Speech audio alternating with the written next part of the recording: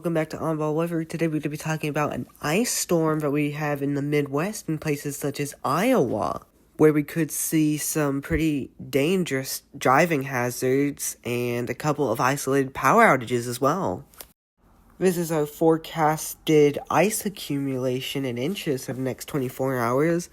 And in the places where we have an ice storm warning, we can see values getting close to 0.30 inches, which will create some potentially hazardous driving conditions. So if you're anywhere in Iowa, southern Minnesota, eastern Nebraska, or northeastern Illinois, make sure you're taking very well safety precautions when driving, and only drive if you absolutely have to.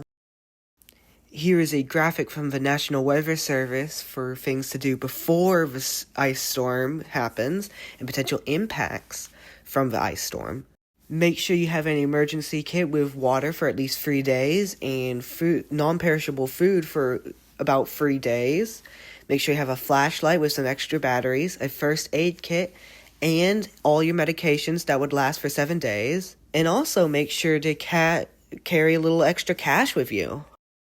Also, make sure you're staying well aware of potential trees, power lines, and other tall objects that could collapse and fall under the weight of the ice. So if you're anywhere in Iowa or any of these places that are potentially going to get some ice accumulation, make sure you're taking the necessary safety precautions, only traveling when you need to, and if you do travel very safely, and also make sure to have the supplies that you need in case your power does go out, such as, like I've already said, 3 days of non-perishable food, as if your power is out for an extended period of time. That way you have a food source that will not spoil since you don't have your refrigerators working.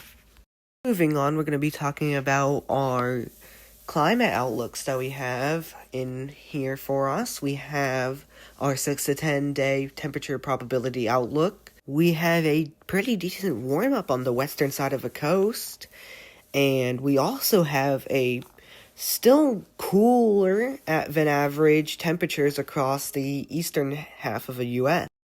We are also going to see some below average precipitation across almost the entire U.S., as the only above average precipitation areas that are forecasted are on the eastern seaboard and the Pacific Northwest.